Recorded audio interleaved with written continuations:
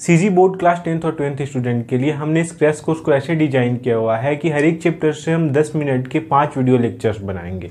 इनमें हम उन इंपॉर्टेंट टॉपिक्स को कवर करेंगे जिनसे प्रीवियस ईयर के क्वेश्चन पूछे गए हैं, जिनसे फायदा ये होगा कि 40 से 50 मिनट में आपके एक चैप्टर प्रिपेयर हो जाएंगे और आप इजीली 90+ स्कोर कर सकते हैं। 5 दिसंबर से कंटिन्यूड इस कोर्स में मैं सीजीबीएसई सपोर्ट की तरफ से आप सभी का वेलकम करता हूँ। दूसरे चैप्टर के लेक्चर को हम देखने वाले हैं। जो भी यहाँ पे हम देखते हैं इंपॉर्टेंट टॉपिक से पिछले साल के जो क्वेश्चन पूछे जाते हैं उन्हीं के बेस पे सेलेक्ट किए गए होते हैं। अगर पहले चैप्टर का इससे पहले के वीडियोज नहीं देखा तो डिस्क्रिप्शन में भी लिंक होगा और अलग प्लेलिस्ट बनी है, वहाँ पे भी जाके चेकआउट कर सकते हो। सबसे पहले इसमें हम देखते हैं यहाँ पे कि कितने नंबर का क्वेश्चन आता है। तो 5 मार्क्स के टोटल क्वेश्चन आते हैं, जिनमें से एक 2 नंबर का या तो न्यूमेरिकल पूछ देगा या 2 नंबर का एक थ्योरी पूछ देगा, या फिर 3 नंबर का एक थ्योरी पूछ देगा और ये 3 नंबर का एक न्यूमेरिकल पूछ देगा। समझ में आ रही बात? मतलब 2 नंबर का न्यूमेरिकल आ सकता है या 2 नंबर की थ्योरी आ सकती है, या 3 नंबर का न्यूमेरिकल आ सकता है या 3 नंबर की थ्योरी आ सकती है। टोटल मिला के 5 नंबर। अच्छा, लेकिन इस बार कभी कभी ऐसा होता है कि 2 नंबर की थ्योरी आ गई और 3 नंबर की भी थ्योरी आ गई, मतलब 5 नंबर थ्योरी से आते हैं। लेकिन इस बार ऐसा नहीं होने वाला।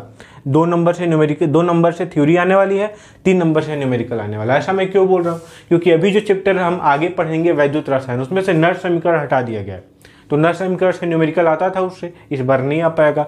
इसलिए इसी चैप्टर से पूरे चांसेस बनते हैं कि 3 नंबर का न्यूमेरिकल रहेगा। बहुत इंपॉर्टेंट होने वाला है। इस वीडियो को बड़े ध्यान से देखना, सारे डाउट्स क्लियर हो जाएंगे। इसमें सेलेक्टेड टॉपिक से 90+ स्कोर करना बहुत ईजी है। सबसे पहला टॉपिक है इसमें मोलरता। मोलरता क्या होती है? तो मोलरता को हम कैसे समझेंगे? तो देखो, सॉल्यूशन में क्या होता है, विलेन कैसे बनता है, विलेय और विलायक। तो विलेय और विलायक के बारे में हमको यहाँ पे जानना है, और विलेय और विलायक को अगर हम जान गए तो मोलरता को इजीली जान सकते हैं। तो यहाँ पे एक चीज़ देखो कि विलेय किसको बोलते हैं? जो चीज़ किसी चीज़ में डाली जाती है, जो घुलती है उसको विलेय बोलते हैं, जो घोलता है उसको विलायक बोलते हैं। जैसे शुगर, चीनी, चीनी क्या हो गया? विलेय, और ये जो पानी हो गया ये विलायक हो गया। तो इसको मेजर करने का कि कितनी चीनी कितने पानी में घुल जाती है, या कितनी कोई भी चीज़ किस में घुलती है कितनी, जैसे एक तो क्या हम विलायक को लीटर में ले सकते हैं कि पानी 1 लीटर ले लिया या पानी 1 kg ले लिया। तो हर तरह से kg लेंगे तो किस तरह से उसको मेजर करेंगे कि कितना घुला हुआ है। लीटर लेंगे तो किससे, मतलब कि कितना विलेय का पार्टिकल घुला हुआ है। इसको मेजर करने के लिए हमने यहाँ पे 2-3 टर्म्स लिखे हुए हैं, मोलरता, मोलरता और नॉर्मलता। पहला आता है मोलरता। मोलरता में हमको क्या करना है कि जो विलेन लेना है, जो विलेन लेना है, जो विलायक लेना है, उसको लीटर में लेना है। जैसे हमने क्या किया कि हमने V लीटर लिया, किसी भी चीज का V लीटर लिया, और इसमें हमने देखा कि कितने विलेय चले गए, n विलेय चले गए, n विलेय के पार्टिकल चले गए। अब पार्टिकल का नंबर हम केमिस्ट्री में कैसे लिखते हैं? मोलों में लिखते हैं, मोल में लिखते हैं।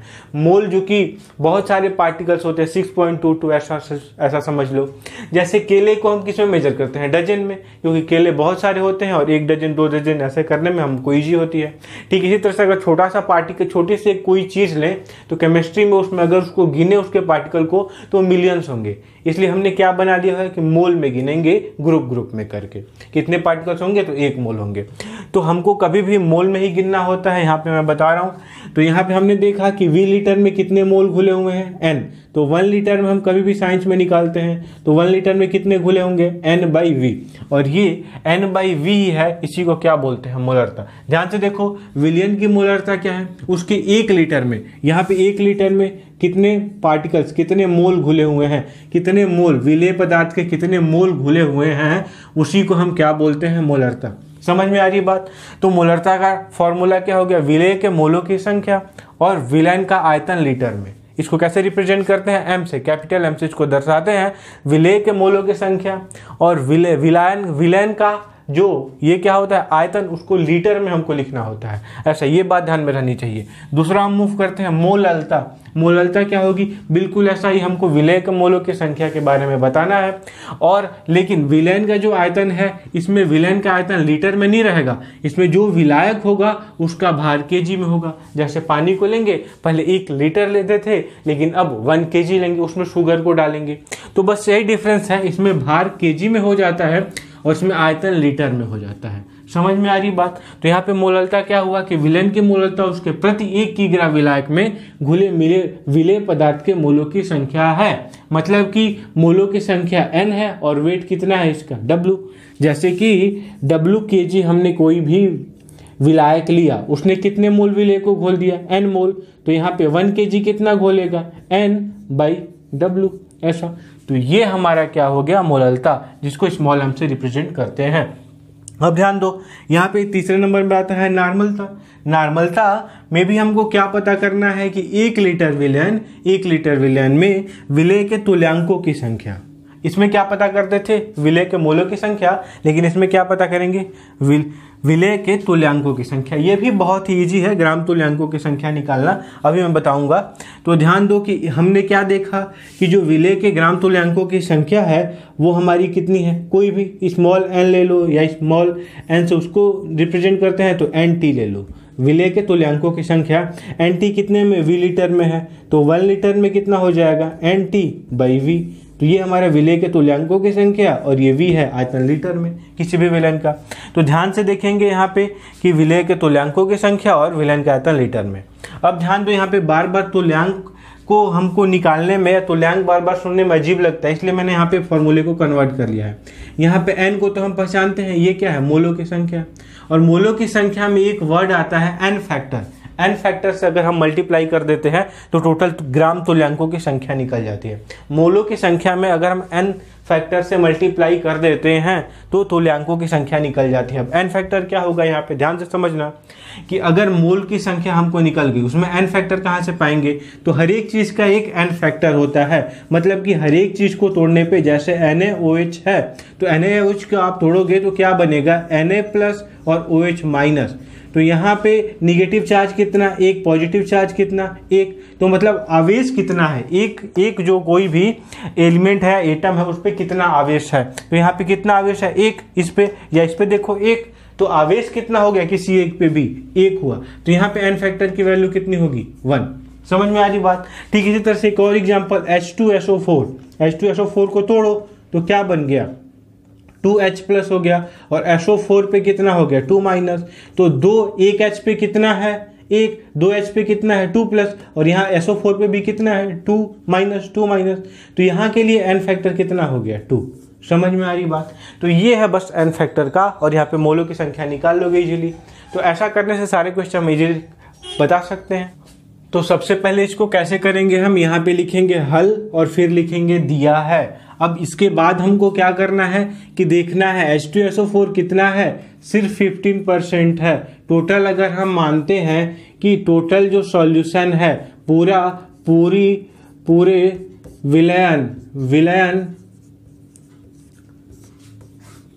विलयन का ग्राम में मात्रा 100 ग्राम है, तो उसमें 15 ग्राम H2SO4 है, ऐसा हमको लिख देना होगा। ये लिखने का तरीका है सबसे पहले 15% का मतलब। अब ध्यान से यहाँ पे देखेंगे कि हमको मोलरता ज्ञात करनी है। मोलरता का क्या फॉर्मूला होता है, तो मोलरता हमारी होती है, मोलरता को हम किससे रिप्रेजेंट करते हैं, कैपिटल M से, और ये होता है मोलों की संख्या, विलेय के मोलों की संख्या और विलयन का आयतन लीटर में। तो हमको विलेय के मोलों की संख्या ज्ञात करनी है। तो विलेय के मोलों की संख्या कैसे ज्ञात करते हैं, तो विलेय के मोलों की संख्या होती है भार बटा अणु भार। ऐसे हम विलेय के मोलों की संख्या ज्ञात कर लेते हैं, भार बटा अणु भार। और आयतन हमको लीटर में लेना है। तो यहाँ पे आयतन कितना दिया, तो आयतन हमको निकालना होगा। यहाँ पे आयतन कैसे निकालेंगे, तो आयतन हम निकालेंगे, एक चीज यहाँ पे द्रव्यमान दे दिया, विलयन का ग्राम में मात्रा दे दिया, कितना, 100 ग्राम। समझ में आ रही है बात। तो यहाँ पे विलयन का ग्राम में मात्रा दे दिया 100 ग्राम। तो इसमें हमको क्या लिखेंगे कि ये क्या होता है, द्रव्यमान, और द्रव्यमान में किससे हम डिवाइड कर देते हैं, घनत्व से, तो ये हमारा क्या आ जाता है, आयतन। द्रव्यमान बटा घनत्व या घनत्व इक्वल टू क्या होता है, द्रव्यमान बटा आयतन। तो ये आयतन इक्वल टू क्या हो जाएगा, द्रव्यमान बटा घनत्व। तो यहाँ पे द्रव्यमान, यहाँ पे भार रखेंगे और अणु भार, और यहाँ पे द्रव्यमान बटा घनत्व रखेंगे तो हमारा आयतन आ जाएगा। तो अब ध्यान दो यहाँ पे कि भार कितना है विलयन का, 15 ग्राम, और इसका अणु भार कितना है, 98।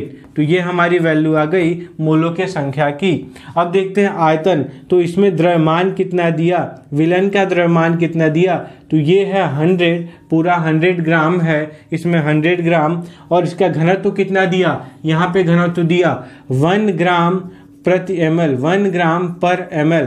तो ये टोटल कितना हो गया, 100 ml। इसको हमको लीटर में कन्वर्ट कर लेना है, तो 100/1000।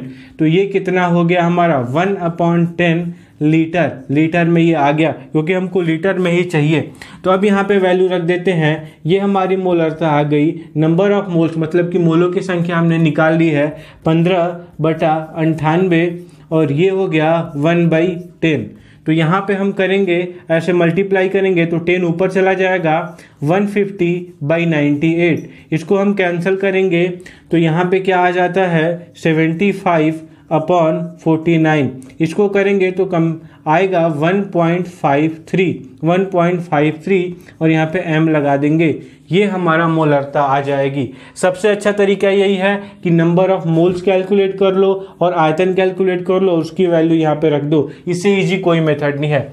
अब देखो ये हो गया होगा, दूसरे क्वेश्चन पे हम मूव करते हैं। दूसरे क्वेश्चन में भी फिर से लिखने का सेम तरीका है कि दिया है, लिखेंगे क्या क्या दिया है। दूसरे क्वेश्चन में हम देखेंगे यहाँ पे कि 500 ग्राम जल में, जल कितना दिया, 500 ग्राम, मतलब विलायक का वेट दे दिया, कितना दिया, 500 ग्राम। लेकिन हमको क्या ग्राम में रखना है, नहीं केजी में कर लेना है। तो ये यहाँ पे 500/1000, तो ये हो गया 1/2 kg, इसकी वैल्यू आ गई। अच्छा, अब हमको क्या चाहिए, मोलों की संख्या। तो मोलों की संख्या में यहाँ पे NaOH का वेट दे दिया, मतलब कि जो विलेय है उसका वेट दे दिया 4 ग्राम। इसका NaOH का जो हमारा अणुभार होता है, अणुभार मतलब कि इसका अणुभार कितना होता है, तो अणुभार इसका होता है 40, Na और OH का मिला के 40 होता है। तो यहाँ पे हम मोलों की संख्या निकाल लेंगे W/m, ऐसा करके फॉर्मूला होता है भार अपन अणुभार। तो यहाँ पे भार की वैल्यू 4 और अणुभार की वैल्यू 40, तो ये हो गया 1/10, ऐसा हो गया यहाँ पे। तो अब चलो इसको करते हैं हम, सीधे हमको क्या निकालना है यहाँ पे, मोललता। तो मोललता को किससे रिप्रेजेंट करते हैं, स्मॉल m से।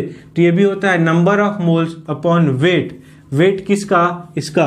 तो ये यहाँ पे नंबर ऑफ मोल्स कितना हमने निकाला हुआ है, 1/10, और ये कितना है हमारा यहाँ पे 1/10 है, और ये वेट कितना है इसका 1/2 kg।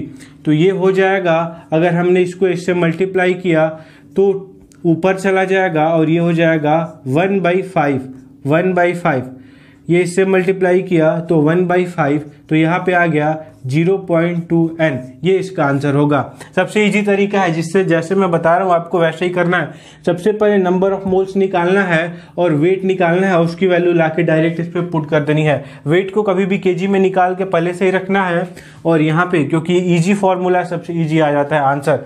अब देखो इसको नोट कर लिया। अब तीसरे क्वेश्चन पे हम मूव करते हैं। सेम क्वेश्चन है, SI क्वेश्चन है, देखते हैं हल में फिर से लिखना होगा। दिया है, क्या क्या दिया, आयतन दिया हमको किसमें 250, लेकिन ml में दिया। ml में रखना है, नहीं हमको लीटर में कर लेना है। तो 250/1000, ये कितना हो गया 1/4 लीटर हो गया। अब देखो यहाँ पे NaOH, फिर से इसका जो वेट है विलेय का वो दे दिया 2 ग्राम। इसका मोलर मास मतलब कि अणुभार कितना होता है, तो 40 होता है NaOH का। तो यहाँ से नंबर ऑफ मोल्स निकाल लेंगे, ये क्या होगा W, और ये यहाँ पे m, तो भार अपन अणुभार तो 2 और ये 40, तो ये हो गया 1/20, ऐसा ऐसे हो गया। अच्छा, अब हम देखते हैं यहाँ पे आगे बढ़ते हैं। हमको एक चीज़ चाहिए, हमको देखो क्या निकालना है यहाँ पे, नॉर्मलता। तो नॉर्मलता को n से रिप्रेजेंट करते हैं और ये नंबर ऑफ मोल्स चाहिए होता है और n फैक्टर चाहिए होता है। तो n फैक्टर की वैल्यू आगे ही मैंने बताई हुई है इसी लेक्चर में कि NaOH की n फैक्टर की वैल्यू कितनी होती है। चार्ज की वैल्यू 2 पार्ट में टूटता है Na प्लस OH माइनस, और यहाँ पे आयतन हमको लीटर में चाहिए होता है जो हमने निकाला है। तो यहाँ पे n नंबर ऑफ मोल्स की वैल्यू 1/20 है, n फैक्टर की वैल्यू 1 होगी और इसकी वैल्यू कितनी है 1/4। तो यहाँ पे फिर से हम करेंगे तो 4 ऊपर चला जाएगा और ये 20 हो जाएगा, तो ये 1/5 और इसकी वैल्यू कितनी आ जाएगी 0.2n। ऐसा इसका आंसर आ जाएगा नॉर्मलता का। समझ में आ रही बात? तो तीनों क्वेश्चन सॉल्व हो गए। आगे के लेक्चर्स को देखते रहना, कंटिन्यू रखना इसको, क्योंकि इतने इंपॉर्टेंट टॉपिक्स बताए जा रहे हैं, किसी से 90% क्वेश्चन आएंगे। तो वीडियो को देखने के लिए बहुत बहुत थैंक यू। मिलते हैं हम अगले वीडियो में।